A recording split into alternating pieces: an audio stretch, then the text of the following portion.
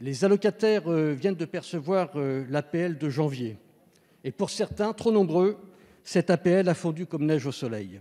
Ainsi, les étudiants, jeunes actifs et contrats de professionnalisation sont lésés par l'application de votre réforme. Très concrètement, depuis le 1er janvier 2021, les aides personnalisées au logement sont calculées sur les 12 derniers mois et réévaluées tous les 3 mois. Or, le mode de calcul précédent avait 2 avantages.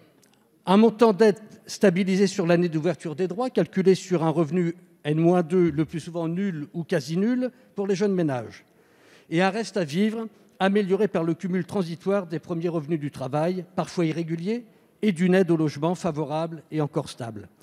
Avec l'application de votre réforme, pour éviter les effets d'aubaine, beaucoup de nos concitoyens ont eu ainsi la très mauvaise surprise de constater des baisses importantes, voire la perte totale de leur aide personnalisée au logement. D'ailleurs, vous avez décalé à 2 reprises son entrée en application parce que cette réforme ne contribue pas à mieux protéger les jeunes, notamment les jeunes en alternance ou les nouveaux entrants sur le marché du travail qui voient subitement leurs ressources amputées de 30% alors même qu'ils vivent avec de petits salaires et doivent régler des loyers importants. N'étant pas soumis au régime des étudiants, les contrats de professionnalisation sont également largement frappés par cette réévaluation sur la base des 12 derniers mois. Même les étudiants dont la situation n'a pas changé constatent des baisses dans le versement de leur APL. Pourtant, dès les débats sur la loi de finances 2020, mon groupe avait alerté avec insistance sur les conséquences de ce nouveau calcul et il était proposé de maintenir un régime dérogatoire pour les moins de 25 ans, calé sur le dispositif applicable aux apprentis. Alors, ce dispositif coûte 90 millions d'euros et en l'absence d'un minimum jeunesse que votre gouvernement refuse, beaucoup de jeunes perdent le bénéfice d'une aide de stabilité pour se lancer dans la vie. Alors, Madame la Ministre... Merci, Monsieur le député. La parole est à Monsieur Olivier Dussopt. Madame Barbara Pompili, ministre chargée de la transition énergétique. Avec mes excuses. Vous êtes tout excusé, Monsieur le Président. Merci, Monsieur le Président, Mesdames et Messieurs les députés, Monsieur le député Le Seul.